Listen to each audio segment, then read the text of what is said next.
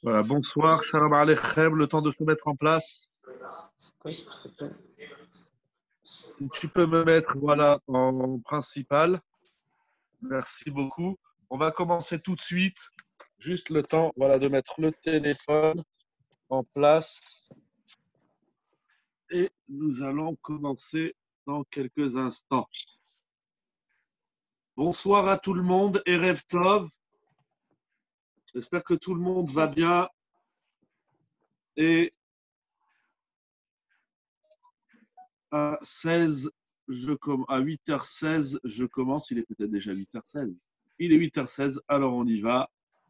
Je fais juste un petit réglage. Et on y va.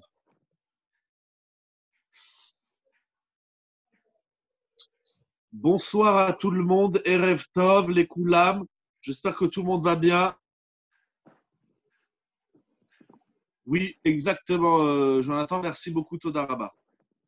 J'ai oublié de t'avertir. Excuse-moi. Voilà, c'est enregistré. Bezrat Hashem. Alors, bonne nouvelle. Bezrat Hashem, les Shurim, ils seront, je ne sais pas comment on dit, transférés sur le site de la Yeshiva www.sejnis.com. D'ailleurs, je remercie mon ami M. Zenouda qui a transféré 300 cours audio. Donc, vous pouvez retrouver les shurim audio des 2 années passées. On n'a pas fait beaucoup de vidéos, mais là, les shurim de Zoom, Bezrat Hashem, ils seront dorénavant sur le site de la Yeshiva. Et d'ailleurs, très bonne nouvelle, pour les dames du mardi soir, comme pour tout le monde d'ailleurs, les 38 shiurim que nous avions fait grâce à vous, mesdames, sur les 10 paroles, les Aseret Adiberot, commentées et étudiées dans le Maharal, vous pouvez désormais les retrouver sur www.sejnis.com, rubrique cours audio. Voilà, on n'est pas loin de Shavuot, donc c'est le moment de réviser les Aseret Adiberot. Rabotai, avant de commencer, je voudrais, à la demande de Madame Dominique,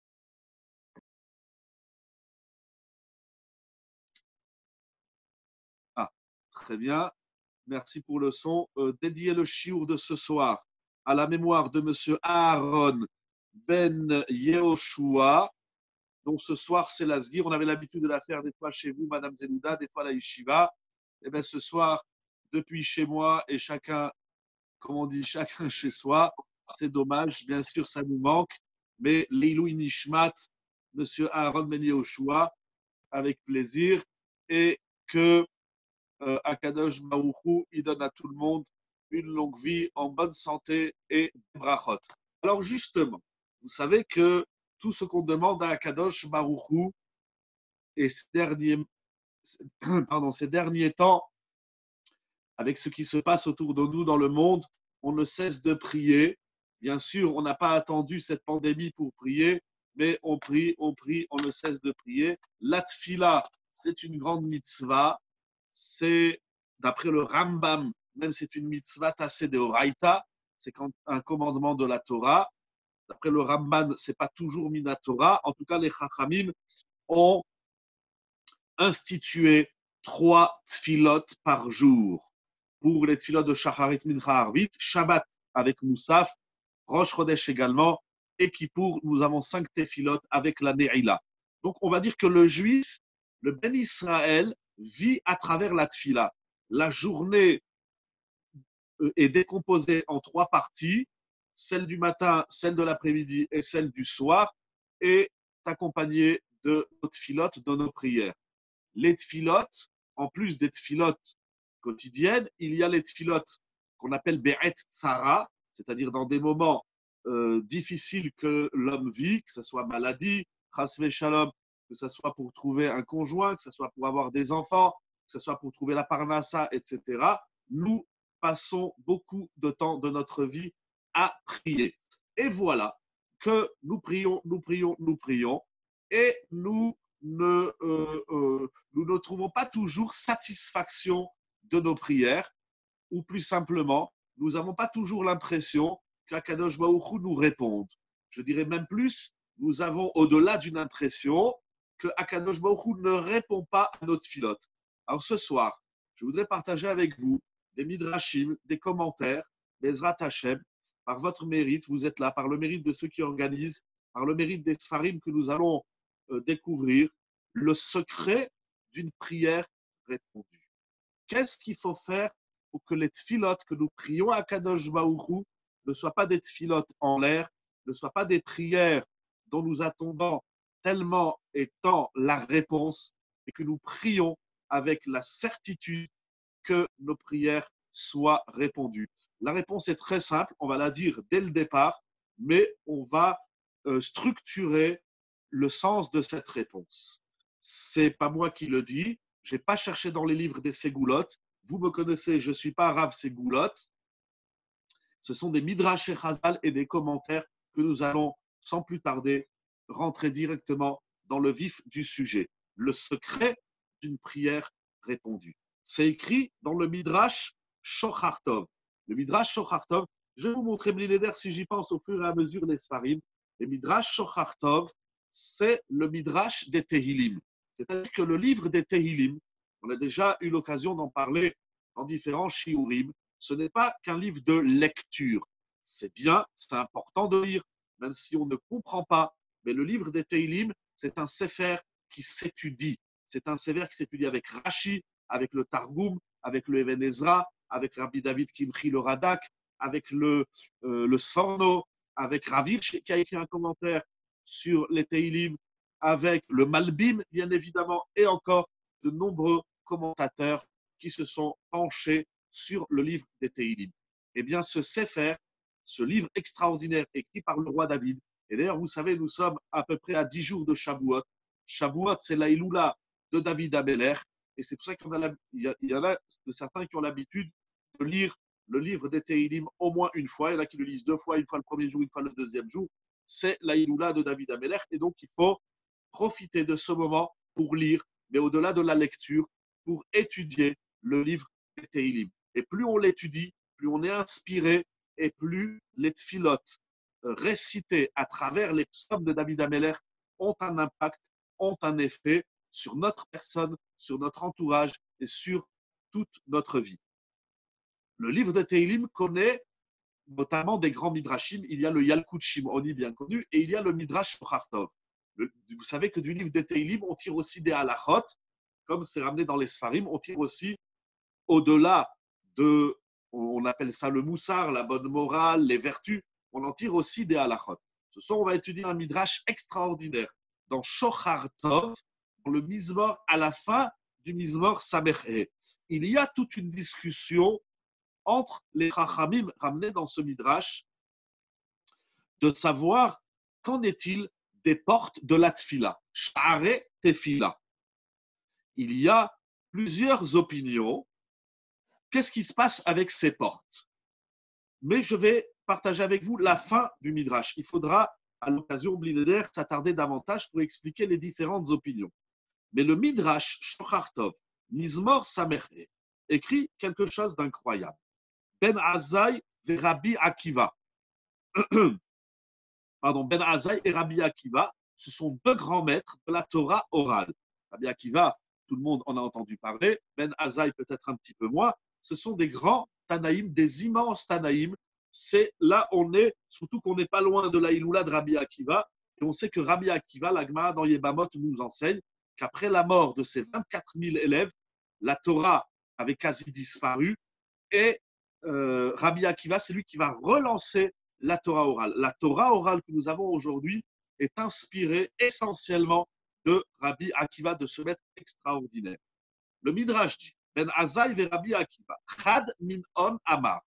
L'un des deux, donc on a Ben Azai et Rabbi Akiva, l'un des deux dit, Mi she'u gomel chassadim, celui qui pratique la, on traduit Gmilut Chassadim, la bonté, la bienfaisance, la générosité.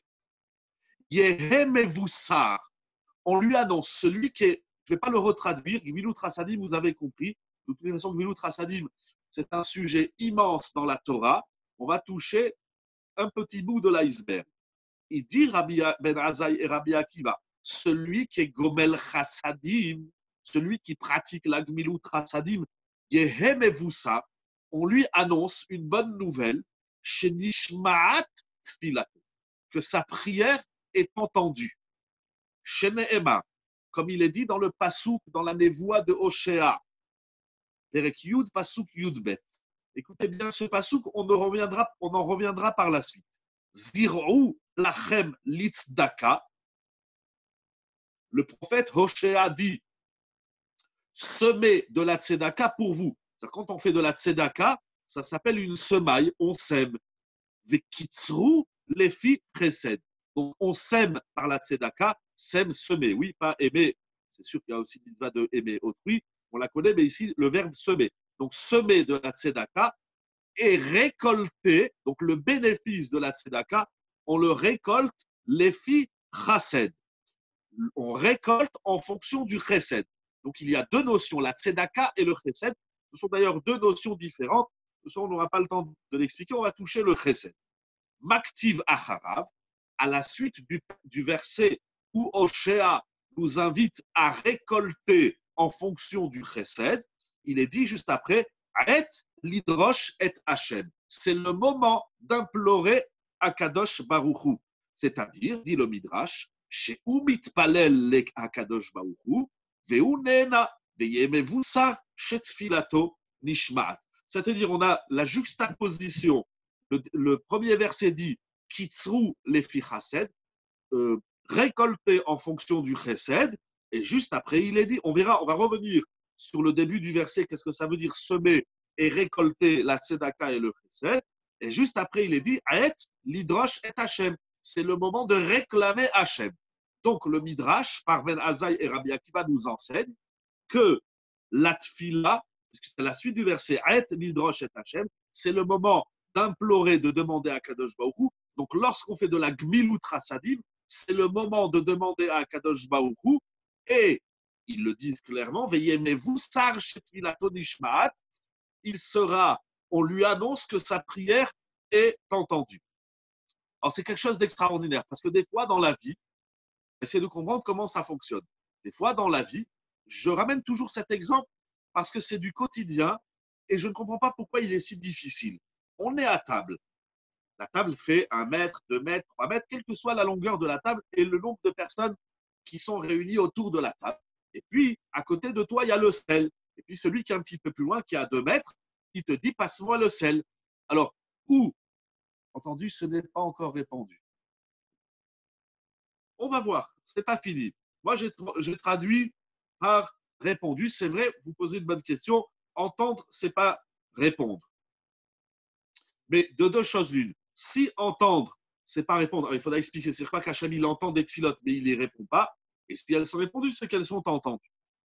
Alors, on est à table et puis l'autre, il dit passe-moi le sel, ou passe-moi la bouteille, passe-moi le pain. On a toujours l'impression qu'on doit soulever un éléphant pour passer le sel ou la bouteille à celui qui est à 2 mètres. C'est dommage. C'est un moment au moment où tu fais la Gmilut Chassadim, la Gmilut Chassadim, ce n'est pas seulement de la tzedaka.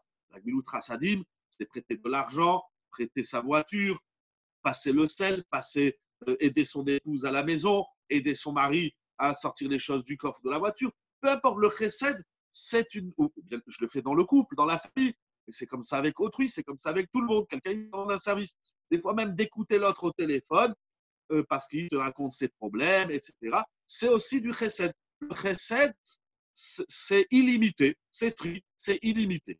Et à chaque fois que tu fais du chesed, lorsque l'autre te dit passe-moi le sel, donc tu prends le sel, tu lui passes, à ce moment-là, tu implores à Kadosh Baruch Hu, comment il a dit le Midrash, chez l'Idrosh et Hachem, c'est le moment de demander quelque chose à Kadosh Baruch Hu, plutôt que de lui dire oh là là, tu m'as saoulé, ou bien je suis pas ton pigeon, ou toutes sortes de phrases pas belles, des mauvaises phrases. Au contraire, chaque fois que l'autre te demande un service, c'est une opportunité qui t'est offerte pour que tu demandes quelque chose à Kadosh Baruch Hu, et Kadosh Baruch Hu te répond. Il continue le pasouk, et là vous allez voir, par rapport à la question que vous avez demandé, est-ce qu'entendre c'est répondu? Ve'acharina Omer. Donc ça c'est premier enseignement. Deuxième enseignement, Eni kemevatel divrei Rabbi et la kemosif al dvarav. Je ne viens pas annuler les propos mettre, mais je viens rajouter. Il est dit dans Teilim, au chapitre 5, verset 8, puisque, Aouch Hashem, en ce moment, tout le monde a lu les Teilim, donc au moins le début, tout le monde le connaît. Va'ani berov chasdecha avo betecha. Et moi, avec par ta grande bonté, je viens dans ta maison. Et tout de suite après, il est dit, Aneni, pardon, tout de suite après, en réalité, c'est au chapitre 69. Donc, on a à peu près plus de 60 sommes qui séparent ces deux psukim. Donc, Va'ani berov chasdecha avo betecha, par ton chesed, je viens à ta maison par la Kadosh Baruch Hu. Et tout de suite après, il est dit, donc au chapitre 69, verset 14, Aneni behemet ishecha. Donc le Aneni, on le voit ici, Aneni behemet ishecha. Akadosh Baruch Hu me répond par la vérité, littéralement.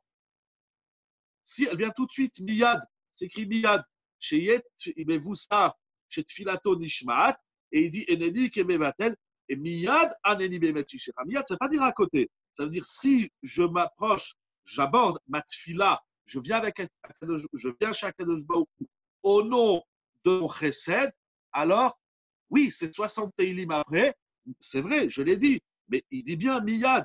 D'ailleurs, je ne l'ai pas souligné dans le Midrash, je vais le faire en direct. Miyad, c'est écrit tout de suite, immédiatement. Miyad, c'est tout de suite. Miyad aneni behemet ishecha. C'est tout de suite, c'est immédiat. C'est tellement clair dans le Midrash que j'ai peur d'essayer. Mais essayons, tentons. On va voir maintenant comment ça fonctionne. On va voir les conditions de ce chesed pour que ça fonctionne manifestement bien. On a dans ce midrash quelque chose d'extraordinaire, ce que j'ai appelé le secret d'une prière répondue. Lorsqu'on fait du chesed, Akadosh Baruch Hu, il répond à notre filote. Nous avons ce pasouk de Hoshea, on va y revenir, parce que ce pasouk de Hoshea, il va structurer le chesed. Ce n'est pas dit sur tout le chesed qu'on fait que nos prières sont répondues. Et ce pasouk de Hoshea, il va structurer. Il y a une qualité de chesed, que nous allons voir, Ezrat Hashem, qui promet une réponse immédiate, miyad. Vous l'avez vu, vous avez rapporté le texte du Midrash, Va'ani berov chasdecha avo betecha, miyad aneni behemet ishecha, c'est immédiat. Donc là, lorsque l'autre il te dit, passe-moi le sel, prête-moi ta voiture, prête-moi 100 euros, je ne sais pas moi, tu n'as pas à faire la vaisselle, peu importe le chesed qu'on nous demande, le chesed des parents, le chesed au téléphone, quand quelqu'un il te téléphone et qu'il te saoule, eh bien, plutôt que de dire oh là là, j'en peux plus,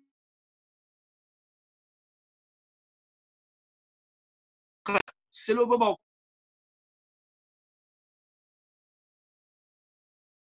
Continue à l'écouter. Quand il y a des appels, ça met en sourdine, ok, donc c'est ça que je coupe. Donc, au moment où je disais, tu es au téléphone, toi, le téléphone a sonné, au moment où tu es au téléphone, et puis au lieu de dire oh là là, j'en peux plus, celui-là, il me gaffe, au contraire, exploite ce moment de recette que tu es en train d'offrir à l'autre, exploite-le pour demander quelque chose à Akadosh Baruch Hu, et Akadosh Baruch Hu, il te répond immédiatement. Encore une fois, nous allons voir tout de suite que ce n'est pas comme ça pour tous les chassadim, mais il y a certaines gmilut chassadim. Quelle est la condition? Comment ça marche? Nous allons voir tout de suite et immédiatement. On est dans le miyad.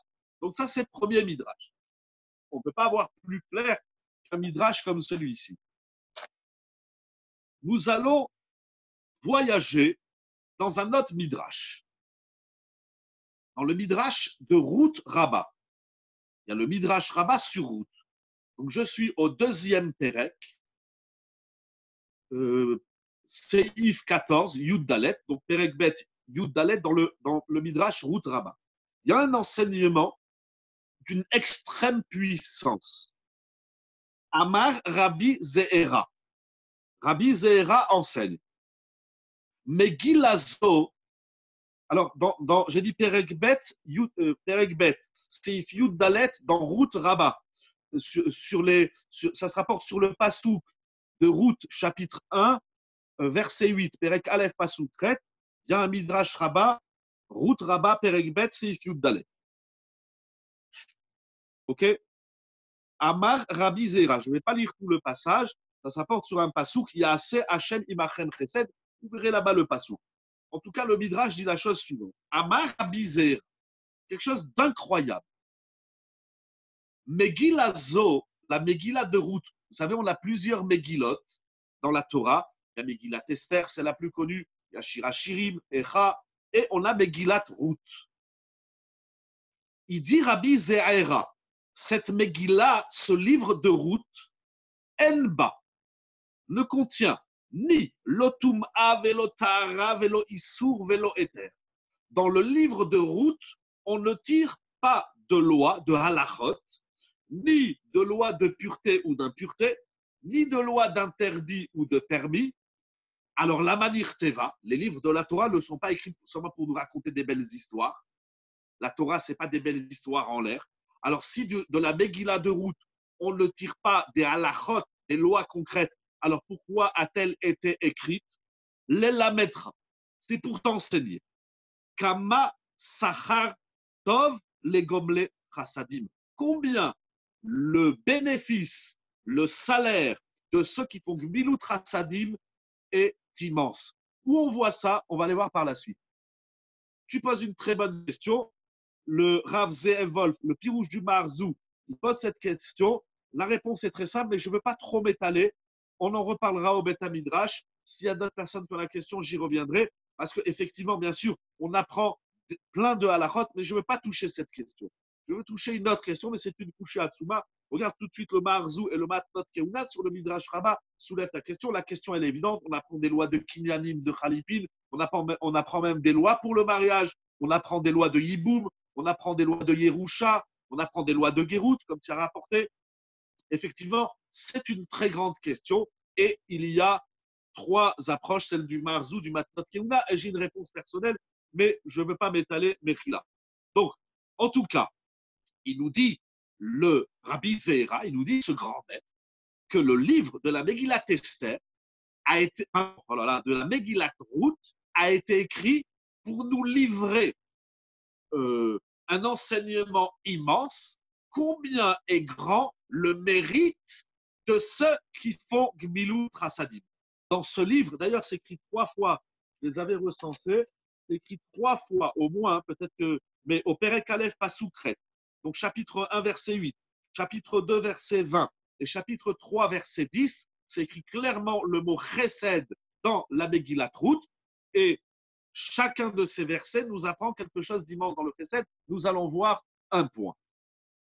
En tout cas, l'idée principale de la Megillat Ruth, alors c'est intéressant parce que Rabbi Yonatan, toi, tu as soulevé les lois de Gérout. C'est vrai que de Ruth, on apprend les lois de la conversion, mais Rabbi Ze'era nous dit que ce qu'on doit retenir de la Megillat Ruth, c'est l'importance de la vertu de Gmilut Chassadim, de la mitzvah de Gmilut Chassadim, mais plus que ça, c'est pour nous apprendre le salaire immense réservé à ceux qui font du chesed. Il y a beaucoup de chesed dans cette Megillat Ruth. Nous avons par exemple le chesed que Naomi elle va faire avec Ruth et Orpa. Par la suite, nous avons le chesed que Boaz va faire avec Ruth, etc. Il y a la notion et des éléments de réflexion sur le chesed. C'est ça qu'il faut retenir de la Megillat Ruth. C'est déjà un chidouche surpuissant parce que on va retenir de Ruth beaucoup de choses, mais Rabbi Ze'era nous dit que de la Megillat Ruth, on doit retenir une seule chose. On doit retenir non pas l'importance du chesed, mais le salaire qui est réservé à ceux qui font du chesed. Et ce salaire, il s'appelle Tov. C'est-à-dire que lorsqu'on fait de la Gmilut Chassadim, on fait du Tov à l'autre et à son tour, on reçoit du Tov. Donc on voit déjà, se dessine déjà une espèce il y a déjà une idée commune entre le Midrash Shochar Tov que nous avons rapporté, celui qui prie, Akadosh Baruch Hu lui répond. En général, quand on demande à Akadosh Baruch Hu, on lui demande du Tov. Et en vérité, toute la Megillat Ruth, elle vient, je dirais, dessiner, elle vient exprimer ce que nous avons vu dans le Midrash Shochar Tov. Et vous allez voir, mes attachés, on va voir comment ça se dessine encore plus de façon, vraiment, c'est vraiment magnifique. C'est un bouquet de fleurs que je vous offre ce soir. Deuxième Midrash. Avançons pour comprendre tout ça. Hein. Vous savez, j'aime dessiner les idées petit à petit. Avançons dans 2 commentaires. Pardon, je prends les livres, pas la place sur la table pour tous les mettre. Donc, voilà qu'est-ce qu'on a retenir de la Megillat Ruth, c'est le salaire extraordinaire. Alors ici, il n'est pas assez défini. Ah, pardon, oui, il y a ici une Kusha Atsuma. Donc, il y a la question que tu as soulevée. Mais il y a une autre question. Le Marzou, le Rav Ze'ev Wolf, c'est un des grands commentateurs du Midrash Rabbah. Alors, il pose 2 questions, mais je vais dire la deuxième. Il dit, Velama comment il dit? Voilà, il dit les derniers mots. Umefourash arbe batora ubenevim bektuvim. Betzarich yun. Le Rav Zeel Vot, le Maharzou, le Pirouche à Maharzou sur le Midrash Rabbah, il dit je ne comprends rien à cet enseignement de Rabbi Zera. Si la Megillat Ruth vient vanter la vertu, la mitzvah extraordinaire de Gmilut Chasadim, il dit je n'avais pas besoin de la Megillat Ruth, puisque le Chesed, c'est déjà longuement et largement enseigné. Beaucoup de Torah, Avraham Avinu, c'est le Chesed. Toute la Torah, elle est Gmilut Chasadim. Vous savez, la Gemara dit dans Masechet Sota que toute la Torah, Trilata Gmilut Chasadim, Vesofa Gmilut, toute la Torah est synonyme de Chesed. On trouve aussi le Chesed dans les Nevi'im, dans les prophètes. On trouve aussi le Chesed dans les Ketuvim. Alors, qu'est-ce qu'il y a? Qu'est-ce qui manquait dans tout le Tanakh? Torah, Nevi'im, Ketuvim, ça fait Tanakh. Qu'est-ce qui manquait dans tout ce qui a été dit sur le Chesed? Il manquait quelque chose et c'est Ruth dans cette Megillah qui va nous l'enseigner. Il y a un enseignement qui est dit dans la Megillah Ruth qu'on trouve nulle part ailleurs. Et le Maharzou, il reste Betzari Chiyun. Il dit, je ne sais pas, je n'ai pas trouvé la particularité du Chesed enseigné dans la Megillat Ruth, surtout que c'est pas que la Megillat Ruth, elle va nous enseigner, elle va nous délivrer des secrets de l'Ultra Sadim. C'est que la Megillat Ruth, elle vient nous dire, toute la Megillat Ruth, elle ne parle que de ça. On a un livre sur Megillat Ruth, synonyme de Ruth, c'est Gmilut Chasadim. Alors le Maharzou dit, je ne comprends pas. La Gmilut Chasadim, dans toute la Torah, on en parle, dans tout le livre de la Torah, dans tous les Nevim, dans tous les Ketuvim, il n'y a pas un livre de la Torah qui ne parle pas de la Gmilut Chasadim. Alors qu'est-ce qui manquait? À quoi elle vient répondre la Megillat Ruth? La Megillat Ruth, elle vient nous délivrer un enseignement particulier dans le Chesed qu'on ne trouve pas ailleurs. Et il dit, le Maharzou, je ne sais pas. Tzarich Yud, il n'a pas trouvé de réponse. Ça, c'est la question. Et avec ce qu'on va dire, Bezrat Hashem, on va répondre aussi à cette question. Avançons un petit peu. Relisons la Megillat Ruth. On n'a pas le temps de tout lire, mais il faut la lire, il faut l'étudier. Qu'est-ce qui est écrit dans Megillat Ruth? Vayehi bimesh shefot hashoftim. Vayehi Rav baaretz. Le premier pasouk de la Megillat Ruth. Ce fut au temps, littéralement, du jugement des juges. Shefot hashoftim. Donc, on est à la période des Shoftim, et Rashi précise l'Ifne Meloch Melech Shaoul. On est avant même le règne de Shaoul. Qu'est-ce qui s'est passé? À un moment donné, Vayehi Ra'av Baaretz, et il y a eu la famine en Eretz Israël. Vayelech Ish Mibet Lechem Yehuda, Lagour Bisde Moav. Un homme qui habitait Bet Lechem Yehuda, il est parti, donc il va partir d'Eretz Israël, il va quitter Eretz Israël à cause de la famine, Lagour Bisde Moav, et il va choisir d'habiter dans le peuple de Moav. Ça me rappelle, ce n'est pas le sujet, c'est une petite parenthèse, ça me rappelle, il y a un parallèle ou une opposition à faire avec l'histoire de Avraham Avinu. Avraham Avinu aussi, à Kadosh Baruch Hu, lui dit, Lech lecha me'artzecha, quitte ta famille, ton pays, va en terre de Canaan. Et Abraham Avinu, il trouve la famille. Qu'est-ce qu'il fait? Vayered Mitzrayma. Il descend en Égypte. Ici, et ce n'est pas le sujet, je referme la parenthèse, ici, on a quelque chose de similaire. En tout cas, je reviens à Megillat Ruth. Donc, il y a un homme dont le Navi ne nomme pas, on ne sait pas qui est cet homme, on va le savoir par la suite, on le sait par le Midrash et Chazal, je fais avec vous des psukim. Donc, il y a un homme qui constate qu'il y a la famine. Alors, qu'est-ce qu'il fait? Il s'en va. Où? À Moab. Avec qui? Lui, sa femme et ses deux fils. Très bien. On va connaître son identité. Son identité est dévoilée au deuxième verset. Le nom de cet homme, c'est Elimelech, et le nom de son épouse, c'est Naomi, et le nom de ses deux enfants, c'est Machlon et Chilion. Machlon et Chilion, par la suite, ils vont épouser Passouk Dalet, donc ils sortent d'Eretz Israël, ils arrivent à Moab, Machlon et Chilion sont célibataires, et ils vont épouser Passouk Dalet. D'abord Passouk Gimel va Yamot Elimelech, Elimelech meurt, Naomi se retrouve seule avec ses deux fils, et ses deux fils vont épouser Nashim Moaviot, des femmes du peuple de Moab, dont la première se nomme Orpa et le nom de la seconde est Ruth. Je ne vais pas rentrer maintenant, il y a ici une très grande discussion, c'est rapporté dans, je ne sais plus où il est, quelque part par là, je l'ai rangé.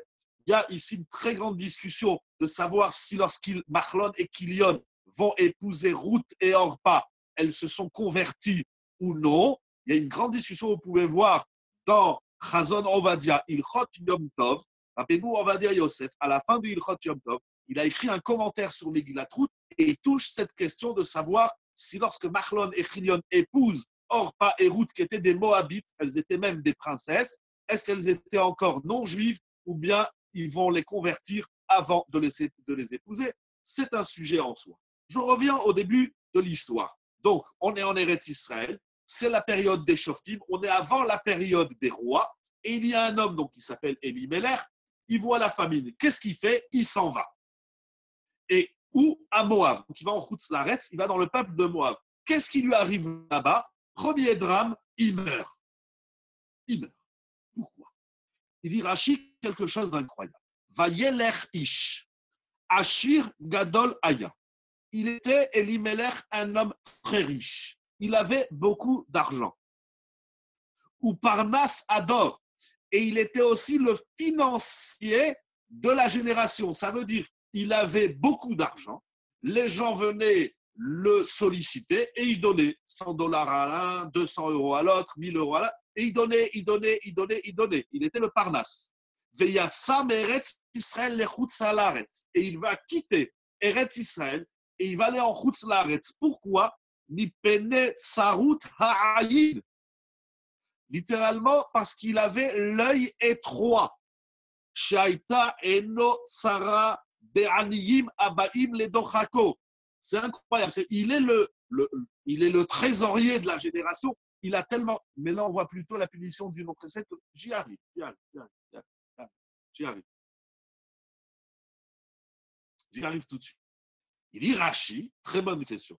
Il dit Rashi que donc il est très riche, il est le trésorier, il a tellement d'argent qu'il est là, donc il le distribue. C'est pas quelqu'un qui. Il y a ce qu'on appelle le kili en hébreu. Le kili, c'est celui qui est radin, il donne rien. Son argent est enterré dans son compte en banque, lui il donne rien à personne. Non, Elimelech, il donnait de l'argent, il était le parnès, mais il avait l'œil étroit. L'œil étroit, c'est-à-dire soit il donnait pas assez.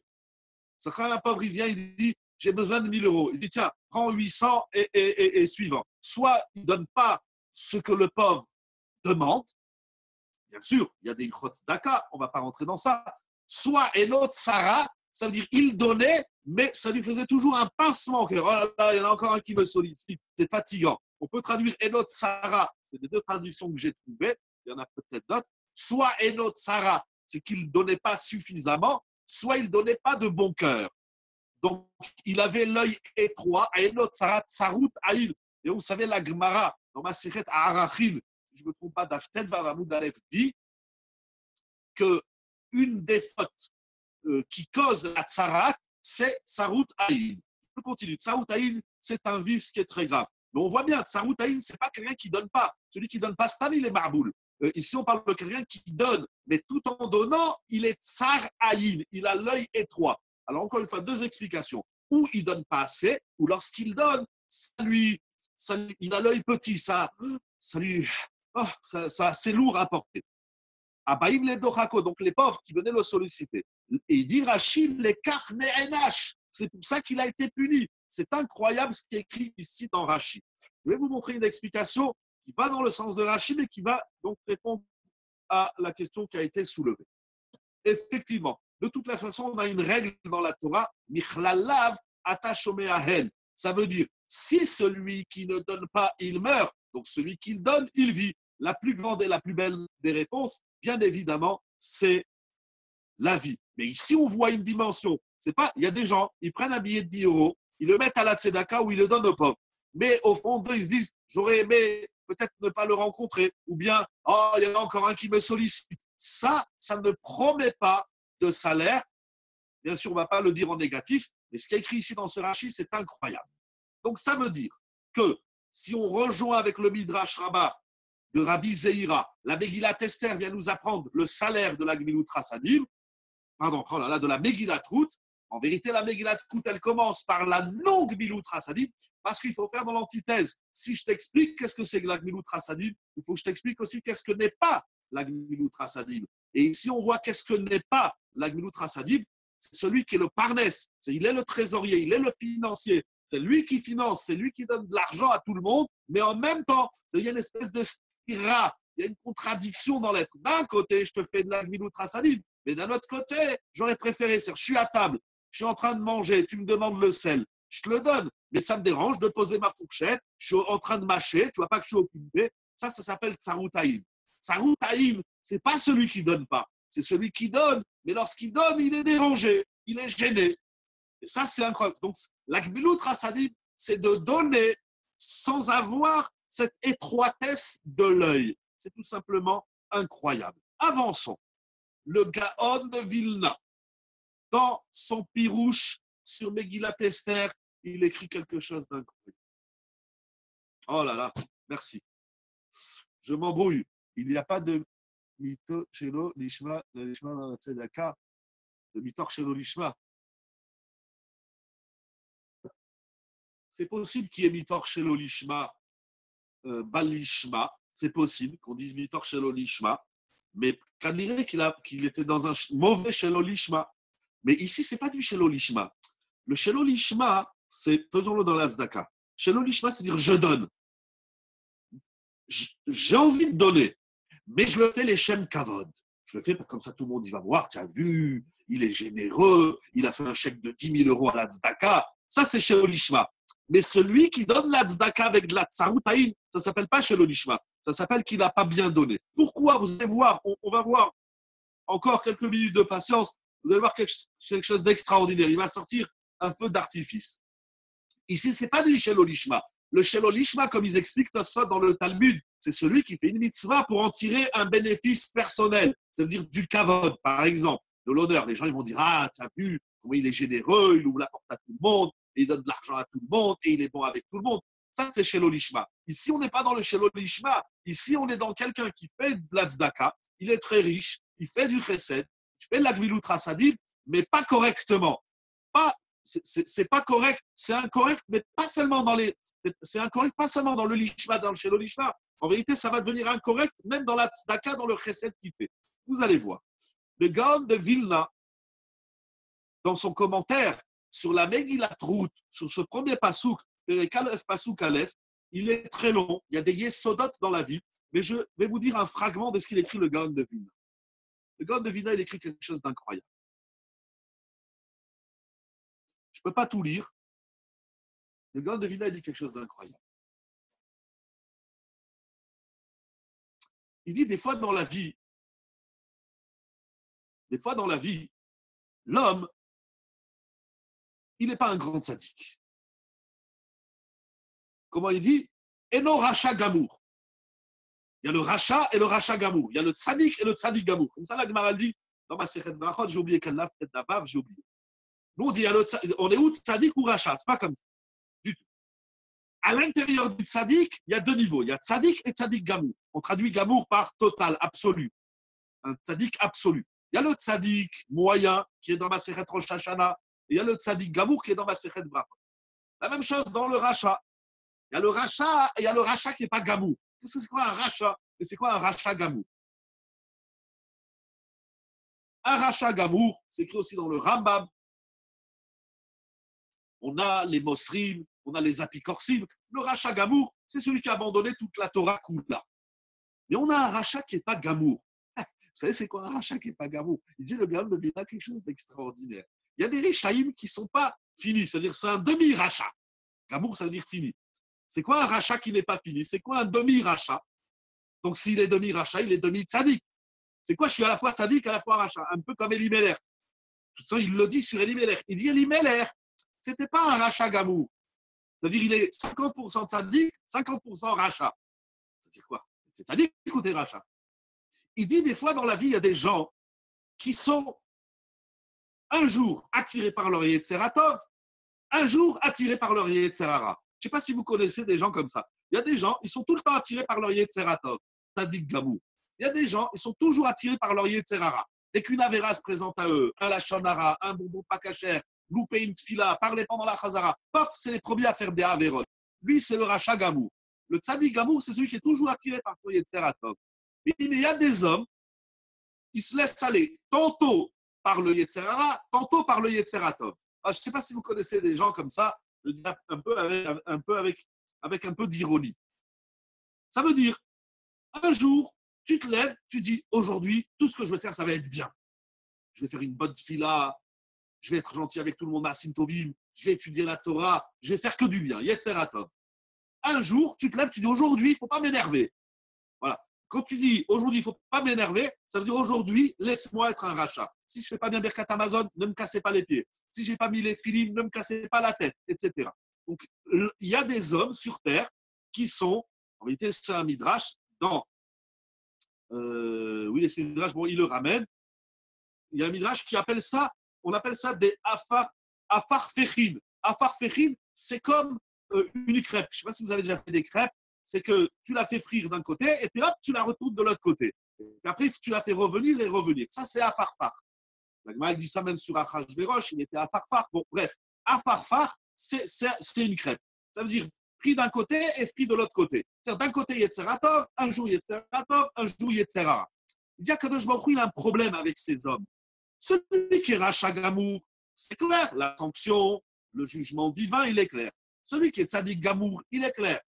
Je sais pas, c'est comme par exemple une maîtresse à l'école. Elle a un élève, il a tout le temps des bonnes notes. Lui, Chazakou Baouk, on n'a pas de problème. Il y en a un, il a tout le temps des mauvaises notes. Bon, ben c'est clair, c'est un cancre et on espère et on prie pour lui qu'il devienne un meilleur. Mais il y en a un, on ne comprend rien. Un jour, il fait un examen, il a 20 sur 20. La semaine prochaine, il fait l'examen, 0.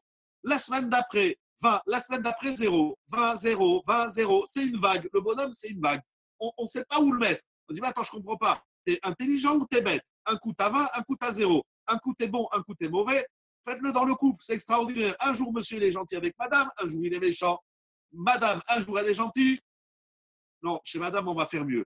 2 jours, elle est gentille, un jour, elle est méchante.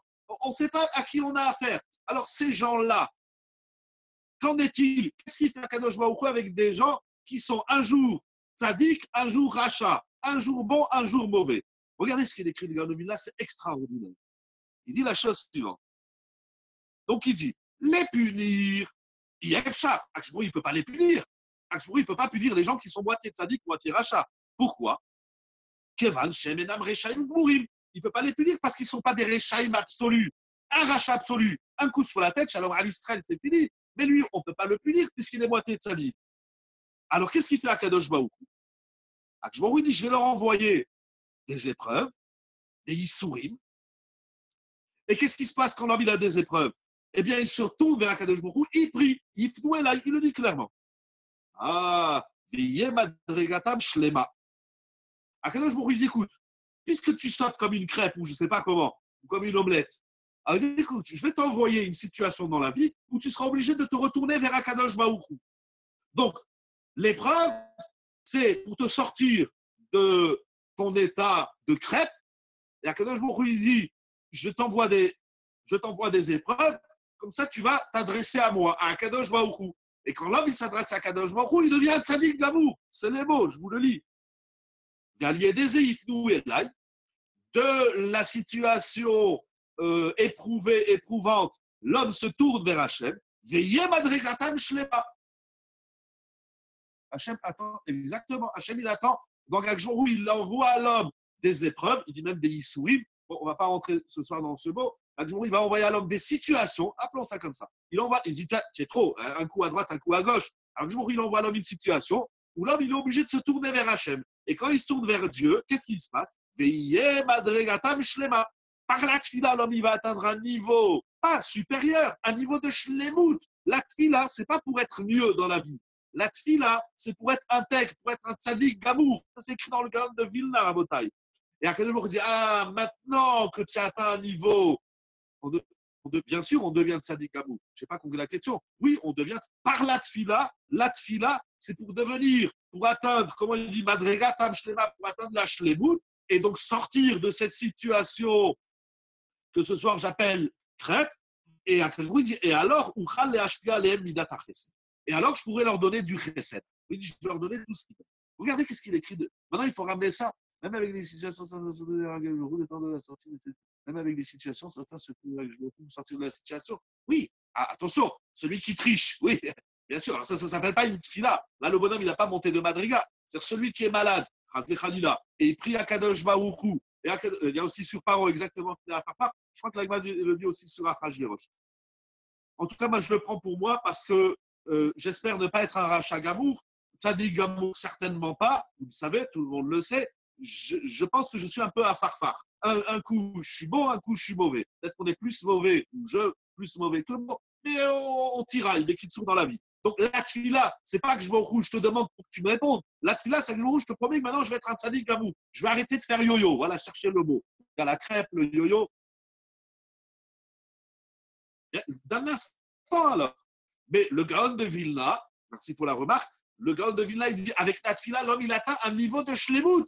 Là, Akadosh Baruch Hu dit, tu n'es plus un yo-yo, alors je te réponds à tes tfilotes et je te donne tout mon chesed. Rabotai, c'est écrit dans le Gaon de Vilna, je ne sais pas si vous le voyez, voilà, je vous ai montré le texte, mais prenez le Gaon sur Megillat. Maintenant, ramenons ça à Elimelech dans la Megillat. Oui, il dit le Gaon. Il dit, Elimelech, c'est un yo-yo. Un jour tzaddik, un jour rachat, un jour bon, un jour mauvais. Et donc, le Gaon de Vilna, il a dit, c'est quoi le schéma? Puisque tu es yo-yo, je t'envoie une situation que j'ai appelée une épreuve, le Gaon dit des Issourim. De cette épreuve, tu vas prier, tu vas monter de madriga, tu vas atteindre la shlemut. Tu atteins la shlemut, Akadosh Baruch Hu te donne le chesed. Donc, faisons-le avec Elimelech. Elimelech, c'est un yo-yo. Un jour, il est bon, un jour, il est mauvais. Ça dit le Gaon de Vilna, vous direz, c'est hyper intéressant. Mais Kitsour, il est yo-yo. Alors, Akadosh Baruch Hu, il envoie une épreuve. C'est quoi l'épreuve? Velazé, Isera, Beisurim, Shel Ra'av. Akadosh Baruch Hu, il dit, je vais lui envoyer une épreuve, c'est la famine. Pourquoi? Et comment il allait s'en sortir? Donc l'épreuve, c'était pour qu'il arrête d'être un yo-yo, qu'il devienne un tzadik gamou. Parce que le chesed qu'on reçoit d'Akadosh Baruch Hu, ou bien chesed chez Adam lemata. Ce qu'on reçoit d'Akadosh Baruch Hu, c'est ce qu'on offre aux autres. Akadosh Baruch Hu, il dit, tiens, yo-yo, je vais te donner du chesed. Je vais te mettre dans une situation où il y a de la famine, et comme toi, tu es milliardaire, donc tu peux donner de l'argent à tout le monde, et tu peux acheter un kilo de farine, même s'il coûte 8 euros, offre des kilos à 8 euros. Qu'est-ce qu'il y a? Tu as de l'argent. Achir Gadol ou Parnassador, il a dit Rachid. Mais cette situation-là, c'est incroyable ce qui est écrit ici.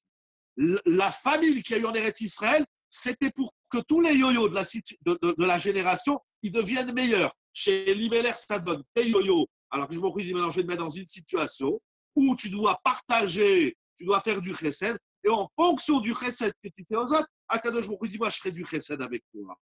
Seulement, il dit, le Gaon de Vilna, Elimelech, il a échoué. Ou ma shelo chamlu alani. Mais Elimelech, il a échoué et il va en mourir. C'est qu'Akadosh Baruch Hu, il t'a présenté des aniyim pour que tu deviennes meilleur. On va voir si ça veut dire quoi devenir meilleur à travers la mitzvah de Gmilut Chassadim et de la tzedaka. Et quand tu fais du chesed à l'autre, tu deviens meilleur. Tu atteins la madriga de la shlemut. Et quand tu atteins la madriga de la shlemut et tu es bon avec les autres, Akadosh Baruch Hu, il est bon avec toi. Akadosh Baruch Hu donne à l'homme le retour de ce que l'homme, il offre aux autres hommes. Ce que je t'offre, c'est ce que je peux demander à Akadosh Baruch Hu. Je ne peux pas demander à Akadosh Baruch Hu de me donner A si moi, le A, je ne sais pas l'offrir. C'est comment le Gaon de Vilna, j'ai pris un échantillon de tout son commentaire. Il fait 2 pages dans l'édition du Gaon de Vilna que j'ai. C'est tout simplement incroyable. Donc, ça veut dire, lorsque Rachid dit que maintenant, il faut lire Rachid à l'envers. Lorsque Rachid dit que Elimelech, il est mort parce qu'Elimelech, il avait Elot Sarabanim, c'est-à-dire qu'il n'a pas eu pitié des pauvres, c'est pas seulement que c'est une sanction, c'est plus que ça. Akadosh Baruch Hu, quand il a envoyé la famine en Eretz Israël, c'était pas une punition. On n'est pas obligé de dire que ce qui se passe dans le monde de catastrophique, c'est une punition. Au contraire, le Gaon de Vilna, il dit c'était comment on va dire, c'était une occasion pour que Elimelech, il s'améliore et il offre du chesed aux autres. Akadosh Baruch Hu, il t'a offert une occasion de devenir un tzaddik gamour, donc de faire du chesed aux autres, afin que toi, tu reçoives le chesed d'Akadosh Baruch Hu. La famille qui a eu autant d'échoftim, c'est écrit ici dans le Gaon de Vilna, c'est tout simplement révolutionnaire, c'est extraordinaire. la famine qu'il y a eu en Eretz Israël du temps de Elimelech, c'était l'occasion offerte à Elimelech pour qu'Elimelech il arrête d'être un yo-yo dans sa vie. Attention, Elimelech, c'est pas un petit bonhomme, et Marlon et Chilion aussi, c'est tous des grands tzadikim, c'est des shoftim. Pardon si je parle de façon un peu vulgaire, mais c'est dans le limoud. Mais Elimelech, Marlon, Chilion, Naomi, Ruth et même Orpa et la Desrouyot. On a ici des grands personnages de l'histoire. C'est pas un petit rigolo, voilà, qui a de l'argent et puis il n'a pas envie de le donner. C'est pas ça du tout. Elimelech, il a déjà un très haut niveau, il a une grande madriga et à son niveau, donc le risque, c'est de se retourner avec une épreuve et non pas de se rapprocher.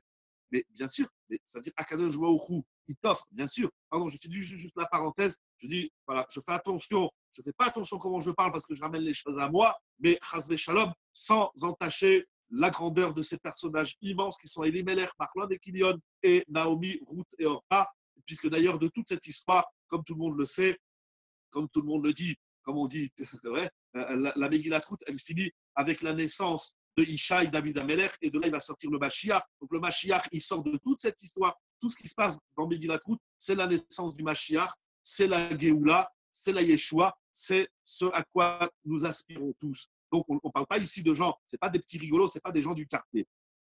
Bien évidemment, je le dis de façon un peu vulgaire, à mon niveau, comment je le vis, mais sans entacher la grandeur de ces personnages, bien évidemment. Je ferme la parenthèse. Maintenant, sur ce que vous dites, ça veut dire oui, Akadosh Baruch Hu, il t'a offert l'opportunité de devenir meilleur. Maintenant, si l'homme, ce que j'appelle cet univers du meilleur, il abîme, il est mort. Pardon, c'est le passou. Comment il a dit le passou bête? Pardon, le passou Gimel, Vayamot Elimelech Ish Naomi, il est mort. Il n'a pas, à son niveau, bien sûr, il n'a pas su sauter sur l'occasion de faire du chesed aux autres pour à son tour en recevoir. C'est un échec. Et il est mort. Il n'y a pas plus échec que ça. Il est mort. Après, il y a un nouvel épisode. Naomi, elle va se refaire une vie. Ruth et Orpa, elles vont se convertir, etc. jusqu'à la naissance du Mashiach. Mais la naissance du Mashiach, elle commence par comprendre. Et c'est ça la Géoula. J'ai souvent dit, la Géoula, ce n'est pas sortir des problèmes. Pas ça la Géoula. La Géoula, c'est de comprendre que le problème, c'est déjà un moyen. Ça s'écrit dans tous les sfarim de la Torah. Il n'y a pas un livre qui ne dit pas cette idée. On sait très bien que la lumière, elle sort de l'obscurité. C'est écrit dans le Maral, c'est écrit dans de nombreux sfarim. Rav Tzadok, il parle beaucoup de ça, Rav Tzadok à Cohen, de Lublin, etc. Ça, c'est une idée générale dans la vie. L'épreuve, ce n'est pas un tunnel dans lequel tu es enfermé pour crever. Et si tu arrives à prier, à la où il te fait une petite lueur, et tu arriveras à en sortir. C'est tout simplement un taout gamour. Il n'y a pas plus faux de croire ça dans la Torah. Dans la Torah, il n'y a pas les épreuves et la Géoula. Il n'y a pas la galoute et la Géoula. On l'avait vu dans le Maharal sous galoute et Géoula. La galoute, c'est le démarrage, c'est le point de départ de la Géoula. Et donc, le point de départ de la naissance du Mashiach, c'est l'épreuve de la famine. Lo alenu velo alechem, qu'on ne connaisse pas des situations comme ça.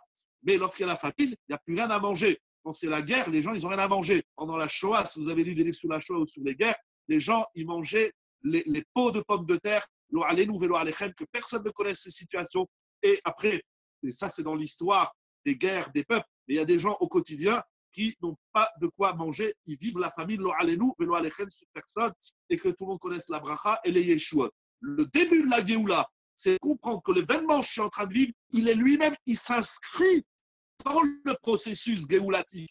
C'est pas je suis dans la galère, Hachem sauve-moi. Hachem, il te sauvera quand tu auras compris que ce que tu es en train de vivre, c'est déjà le démarrage de la Géoula. Un des premiers qui nous enseigne ça, c'est un midrash très connu avec Yaakov Avinu. Yaakov Avinu, il était triste que son fils Yosef, il n'était plus là. Et Akadosh Baruch Hu, c'est écrit dans le midrash Rabbah. J'ai oublié quel paracha, peut-être dans Vaïshlach, je ne sais plus dans quel paracha, mais c'est dans Bereshit Rabbah. Le midrash, il dit, Akadosh Baruch Hu, il vient chez Yaakov Avinu, il lui dit, pourquoi tu es triste? Je suis en train de mettre en place, ton fils, il va devenir le roi. Et toi, tu es triste? Dis-moi merci tous les jours. C'est tout simplement Nora Bayom. Et je vous dis, il y a des dizaines et des milliers de midrashim et de textes dans les livres de la Torah qui parlent de ce Yesod. La Géoula ne vient pas après l'exil. La Géoula, elle naît à l'intérieur de l'exil. Le Mashiach, il est le produit de la famille qui est en Eretz Israël. C'est tout simplement incroyable, mais ce n'est pas le sujet, donc j'avance un petit peu avec Elimelech. Maintenant, celui qui ne sait pas choper, celui qui ne sait pas comprendre que l'événement qu'il est en train de vivre, il s'inscrit déjà dans le monde du meilleur. Le monde du meilleur ne vient pas après un monde pourri. Il n'y a pas de pourriture. Le Maharal, il écrit dans le monde tout est tov. On l'a vu dernièrement au collège avec l'Abrechim, que le monde, il est tov, comme c'est écrit clairement dans Bereshit. Le ras du monde, c'est lorsque l'homme, il n'a pas compris que l'événement qu'il est en train de vivre, il est cool au tov. Alors, il y a des situations où le chesed d'Akadosh, on le voit. Il y a des situations où le chesed, on ne le voit pas. Il y a des situations où le chesed, il faut aller le chercher. Mais ici, c'est écrit dans le Gaon de Vilna. Tu veux qu'Akadosh Baruch Hu, il t'envoie une cascade de chesed, ah ben, sois toi-même une cascade de chesed avec les autres. Voilà. Et alors, il y a le. Et c'est pas fini, attendez. Ouh là là, il est déjà 9h10. Je ne vais pas trop tarder. Il reste encore 2-3 points, 2-3 chidushim. Si je retrouve mon petit bout de papier où j'ai écrit mon chiour, je ne sais plus où je l'ai dit, il est là. Donc, Bekitsu. Ça, c'est écrit dans le Gaon de Vilna, à y revenir. Alors maintenant, je vais revenir sur le Midrash. Pourquoi? Parce que le Midrash nous a dit que toute la Megillat Ruth, c'était du chesed. Quel chesed? Si le Marzou, il n'a pas compris, c'est un Gaon à dire, bien évidemment, et il n'a pas compris quelle est la particularité du chesed qu'il y a dans Ruth, lui-même, il écrit qu'il y a un Midrash aussi dans Ruth, un petit peu plus loin, qui se trouve au Perek He, Seif Dalet de Megillat Ruth, que je vais vous dire, un truc incroyable. Bo Ur E, c'est écrit dans Midrash Rabbah, Ruth Perek He, au milieu du Seif Dalet. Il dit le Midrash, viens voir combien est grand, Kama Gadol Kocha Michel Tzadikim, combien est grande la force des Tzadikim, et Kama Gadol Kocha Shel Tzedaka, et combien est grand la puissance de la Tzedaka, et Gama Gadol Kocha Michel Goblé Chassadim, et combien est grand la force des Goblé Chassadim. Merci pour les textes que vous ramenez à chaque fois, vous pouvez suivre. Shen Chassim Lobetzel Shachar, Velobetzel Kanfe Aretz, Velobetzel Kanfe Shemesh, Velobetzel Kanfe Chayot, Velobetzel Kanfe Kruvim, Velobetzel Kanfe Srafim. La puissance des tzadikim, la puissance de la tzedaka, le salaire de la gmilut chassadim, c'est qu'on est protégé ni par Shachar, ni par Kanferet, ni par la terre, ni par le soleil, ni par les anges, ni les chayot, ni les kérouvim, ni les séraphim. Et là, Betzel Mishamar Veaya Olam, celui qui fait de la gmilut chassadim, il est à l'ombre des ailes d'Akadosh Baruch Hu. Et le Midrash, il ramène un passage extraordinaire dans Teilim, chapitre 36, verset, si je vois bien, verset 8. Ma yaka chazdecha Elohim, uvne Adam, betzel kenafecha yefesayu. On est à l'ombre d'Akadosh Baruch Hu, on est protégé par les ailes d'Akadosh Baruch Hu lorsqu'on fait de la gmilut chassadim. C'est ça le salaire, c'est cette proximité, cette intimité que l'homme il a avec Akadosh Baruch Hu et avec tout ce qui en découle. Et Rabotai, c'est pas terminé, parce que vous vous rappelez au début, j'ai ramené le Midrash Shochat Chartov, qui a ramené le pasuk dans Oshéa, qui a dit Kitzrou lefi chased, c'est-à-dire quoi Kitzrou lefi chased? Ça veut dire qu'Akadosh Baruch Hu a toujours notre filote et qu'on ne comprend pas toujours. Non, j'ai pas dit ça. Non, Mechila. J'ai pas dit que Baruch Hu a gré toujours notre filote. Non, que Baruch Hu a gré les filotes. Seulement de celui qui sait faire du Gmilut Chassadim à hauteur de ce qu'il a écrit le Gaon de Vilna. Le chesed, c'est-à-dire la réponse de la tfila. La tfila, c'est un effet boomerang. La réponse de la tfila. Et le chesed qu'on attend, qu'on aspire d'Akadosh Baruch Hu, c'est le reflet de notre propre chesed. C'est pour ça que c'est écrit dans le Shulchan Aruch, dans Ilchot Tefila, qu'avant chaque tefila, il faut mettre une pièce à la tzedaka. C'est écrit une pièce, pas écrit une pièce. Ça peut être un billet, ça peut être un lingot d'or, ça peut être un bijou, un Ilodama, sa Rolex. La réponse de la tefila, c'est toi. Exactement. La réponse de la tefila, c'est le retour de ce que toi, tu offres aux autres. Et si tu ne sais pas le faire, alors Akadosh Baruch Hu, il va t'envoyer un pauvre. D'ailleurs, ça me rappelle, bon, j'ai le livre, il est rangé dans la bibliothèque, ça me rappelle, il ramène dans Otsar Agada. Je l'avais écrit dans un Lechadodi il y a quelque temps, il ramène au nom du Zohar quelque chose d'incroyable. Il dit le Zohar Kadosh, à comprendre, je ne comprends rien, je vous dis les mots Bechila. Le Zohar Kadosh, il dit lorsque Akadosh Baruch Hu, il aime une personne et il veut la sauver de Tsarot, il lui offre, vous savez qu'est-ce qu'il lui offre? Un pauvre. Ça, c'est écrit dans le Zohar Kadosh. Est-ce que je vais. Si je vais le retrouver tout de suite, si je le retrouve, parce que je n'avais pas prévu de le dire, si je le retrouve tout de suite. Voilà, hein, en Zoom, c'est un peu particulier, mais bon, c'est l'homme échané. Si je le retrouve, je vous le lis, mais il ramène ça, c'est vraiment tout simplement incroyable. Il dit c'est un cadeau. Quand il y a quelqu'un qui te demande un service, c'est un cadeau qu'Akadosh Baruch Hu t'a offert, et en fonction de ce que tu vas faire à cette personne qui te sollicite, eh ben, tu auras la réponse d'Akadosh Baruch Hu. Voilà, regardez ce texte extraordinaire. Il est ramené dans Otsara Agada, Vea Talmudit. Voilà, je ne veux pas trop traîner, mais c'est dommage parce qu'il reste encore du Rav Moshe David Gross. Regardez, il ramène 246. Je peux même vous donner la référence du Zohar parce que c'est écrit ici. C'est un Zohar dans Bereshit. Besha'ata de Kutsha berichu rachim lele barnash. Bon, c'est incroyable ce qu'il dit Rabbi Shimon Bar Yochai. Au moment, lorsque Akadosh Baruch Hu aime un homme, Besha'ata de Kutsha berichu rachim lele barnash. Au moment où Akadosh Baruch Hu, il aime un homme, Meshaderle Dorona, il lui envoie un cadeau. Incroyable. Quand tu aimes quelqu'un, tu lui offres un cadeau. Un bouquet de fleurs, une tablette de chocolat, une bouteille de vin. On ne va pas faire la liste de tous les cadeaux qui existent. Tu vas lui offrir une Ferrari, tu vas lui offrir un cadeau.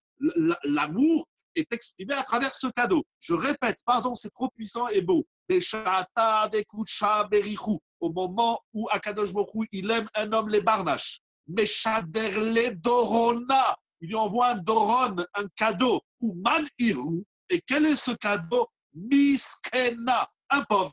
Quand un pauvre, il vient, il te demande de l'aider, que ce soit à manger, que ce soit à acheter des habits. Quand l'autre, il te dit aide-moi dans la vie, à ce moment-là, Akadosh Baruch Hu, il est en train de t'offrir un cadeau. Quel est ce cadeau? Comme on l'a vu dans le cas de Vina en route, ce cadeau, c'est qu'Akadosh Baruch Hu dit je t'envoie quelqu'un qui a un problème dans la vie et c'est un cadeau parce que tu vas investir. Est-ce que tu investis en lui? Akadosh Baruch Hu dit alors moi aussi, je vais être précède avec toi.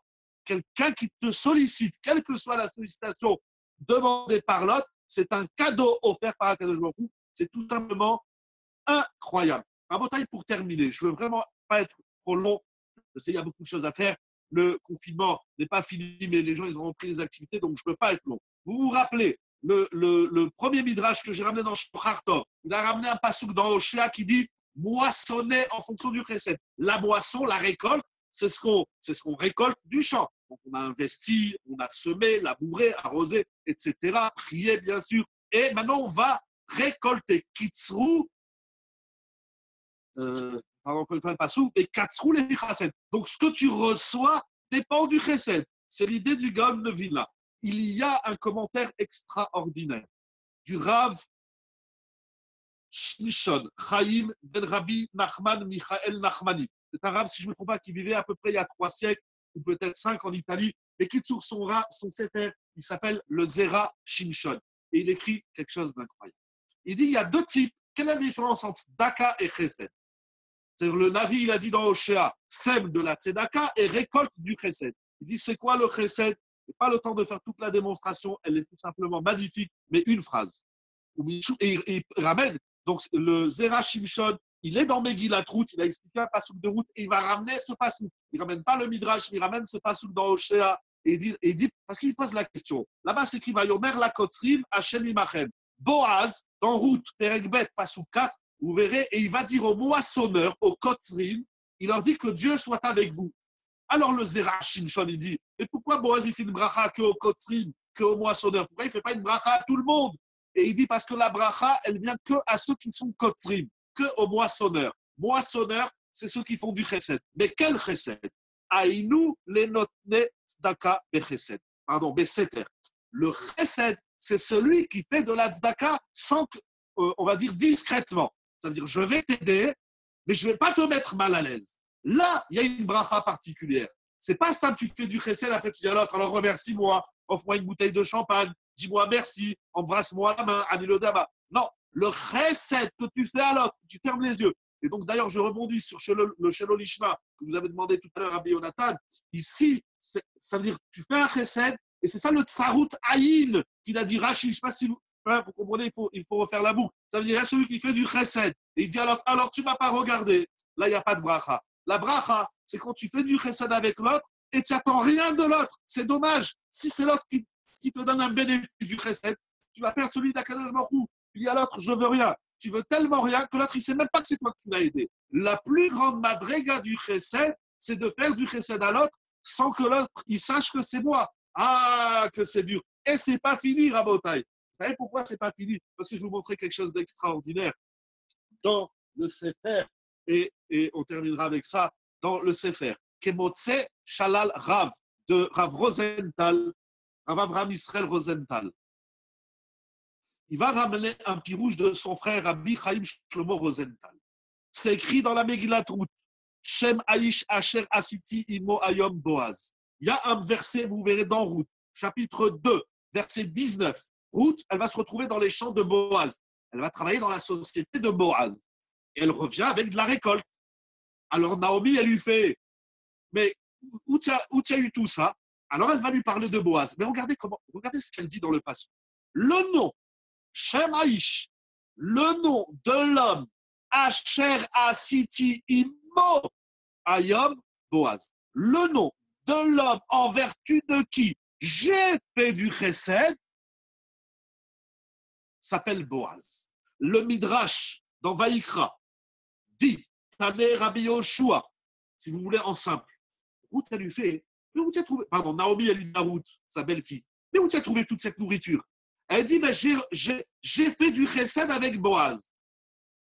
Il demande le Midrash Rabbi Yoshua, il dit, mais c'est pas Ruth qui a fait du chesed avec Boaz, c'est Boaz qui a fait du chesed avec Ruth, parce que c'est Boaz qui va lui donner à manger. C'est comme, alors, et de là, Rabbi Yoshua dans le Midrash, il dit qu'un pauvre, il vient et tu lui donnes 100 euros, c'est pas toi qui as fait du chesed, c'est lui qui a fait du chesed, c'est lui qui a fait du chesed, mais c'est moi, je lui ai donné 100 euros pour manger, je lui ai acheté un costume, des chaussures, je lui ai acheté à manger, je l'ai aidé à payer son loyer. Vous verrez le lachon du Midrash. Seulement, ce qu'on veut comprendre, ça veut dire que celui qui fait de la tzedaka, il gagne plus que le pauvre. Le pauvre, il a gagné les 100 euros, mais moi, j'ai gagné le chesed d'Akadosh Baruch Hu. OK? Il demande, le Rav Chaim Shlomo Rosenthal, le frère de l'auteur Kemotse Shalal Rav, il dit, ok, ça va nous apprendre quoi? Qu'est-ce qu'on apprend d'ici? Qu'est-ce qu'on apprend de ce passou? Il dit un yesod extraordinaire. Il dit la grandeur de Boaz à Tzadik, c'est que lorsqu'il faisait du chesed envers l'autre, il arrivait tellement à s'intégrer, à s'harmoniser avec l'autre, que l'autre, il ressentait même pas qu'il avait reçu quelque chose de Boaz. C'est Boaz, c'est pas, c'est du chesed. Et combien de fois tu vas demander du chesed? Je suis pas ton pigeon, je vais vous le lire dans les mots.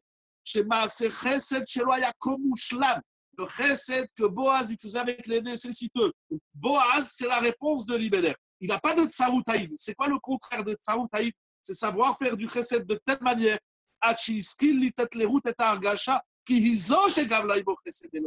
Il arrive à donner à l'autre un sentiment que c'est pas moi qui fais du chesed envers toi, que c'est toi qui fais du chesed envers moi. Et en vérité, comme ça, il écrit aussi Ravolbe dans Aléchour, dans chesed, dit la plus grande madriga du chesed, c'est d'arriver à donner à l'autre ce qu'il a besoin sans le mettre mal à l'aise. Il y a beaucoup de textes qui vont dans ce sens, mais c'est extraordinaire. Il y a même des sfarim, mais je ne me rappelle plus où j'ai lu ça, peut-être même dans Ravolbe, je crois, dans Aléchour, qu'il y a des méfarchim qui disent que quand il recevait un chesed de quelqu'un, pardon, lorsqu'il donnait un chesed, alors pour pas que l'autre il est mal à l'aise, alors à son tour il fait tiens, donne-moi toi aussi quelque chose, un petit quelque chose. Des fois, il ne faut pas lui demander bon, puisque je t'ai prêté 100 euros, alors donne-moi ton stylo bic. Non, il faut arriver à faire de telle manière que lui aussi il m'a donné. La madrega du chesed, c'est pas bon, allez, je suis un bal chesed, je te passe la bouteille. Je suis un bal chesed, je te prête la voiture. Je suis un bal chesed, je te prête 100 euros. Dans la vraie madrega du chesed, c'est d'arriver à faire ressentir à l'autre comme si c'est lui qui m'a fait du chesed. Tu m'as rendu un service en me demandant un service. Vous vous rendez compte la madrega inouïe et la botaille. Et cette fois-ci, je vous dis vraiment bonne soirée. Et je voudrais vous lire une dernière phrase. J'étais un peu vite parce qu'on peut parler toute la nuit sur ça. Vous avez compris un peu je dirais le cheminement, le montage. Hein, si vous voulez, tout à la fin, je ferai une toute petite synthèse sur tous ces points. Et je voudrais vous lire une phrase extraordinaire du Chafetz Chaim. Tout le monde connaît son livre Shmirat HaLashon et Chafetz Chaim. Le Chafetz Chaim, il a écrit un livre, je ne sais pas si vous voyez bien, c'est écrit, je ne sais pas si c'est à l'endroit ou à l'envers. Chez moi, c'est à l'endroit, il a écrit un livre qui s'appelle Ahavat Chesed. Il faut étudier ce livre. Celui qui n'a pas étudié ce livre, il ne sait pas c'est quoi Gmilut Rasadim. Il a écrit tout un livre, tout un sefer sur Gmilut Rasadim. Regardez ce qu'il écrit, le Chafetz Chaim. Et il va ramener notre midrash avec lequel on a ouvert le shiur de ce soir. Il a écrit la chose suivante. Idbonen à Adam. L'homme, il doit réfléchir. Comment peut-il s'approcher d'Akadosh Baruch Hu et de lui dire Sim Shalom, Tova Ubracha, Chaim Chet Chesed Berachamim Alelu, la dernière bracha de la Mida. On demande à Kadosh Baruch Hu tous les bienfaits, tous les bonheurs, toutes les bontés, toutes les chassadim divines. Sim Shalom, Tova Ubracha, Chaim Chet Chesed Berachamim Alelu, Ve'al Kol Israël. Il dit le Chafetz Chaim. Tu n'as pas honte de dire ça à Kadosh Baruch Hu? Si toi-même tu n'arrives pas à être bon avec les autres, comment tu peux espérer qu'Akadosh Baruch Hu va être bon avec toi? ou Béhémet, et en vérité, toutes les requêtes que l'homme prie à Akadosh Baruch Hu, que je il soit bon avec lui, qu'il lui fasse du chesed. Si l'homme lui-même, si l'homme lui-même, il ne suit pas les chemins, les voies du chesed, si tu ne fais pas du chesed aux autres, il dit le Chafetz Chaim, ta tfila, elle sera très difficilement acceptée. Donc, Akjbourou dit, je ne peux pas accepter cette tfila. Je ne peux pas accepter la tfila de quelqu'un qui n'est pas du chesed à hauteur de ce que nous avons vu. On va synthétiser les points. Et il continue. Il dit, Oumil Prat. Et en particulier, il y a la parnassa, en ce qui concerne la parnassa, la subsistance matérielle, le chèque de tous les mois, chez Adam, que l'homme toute la journée, il y a que dans le Birkat Hamazon, dans les pilotes, donne-moi la parnassa, donne-moi l'argent, donne-moi les sous, donne-moi la parnassa.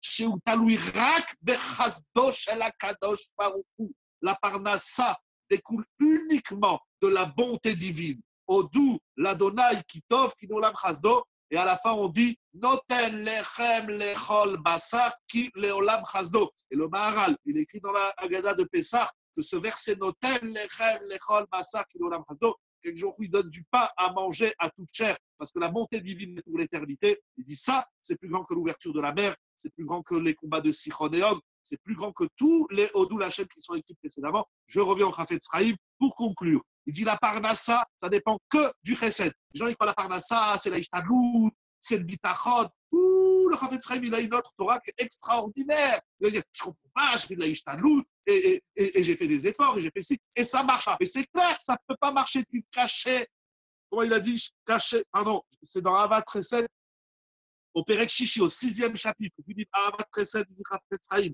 caché me'od shetikabel tfilato lifnei Hashem yitbarach. Akadosh Baruch dit, j'ai du mal à accepter ta tefila qui n'est pas du chesed. Or, et en particulier pour ce qui est de la parnassa, parce que la parnassa, elle dépend que du chesed d'Akadosh Baruch. D'où il sait ça, le Chafetz Chaim. Vous savez, si y a un problème de parnassa, c'est pas obligatoirement un problème de Emouna. Et les gens disent, je comprends pas, j'ai la foi en Dieu. Il n'y a pas que la foi, il n'y a pas que la Emouna. Emouna va chesed, il dit le Chafetz Chaim.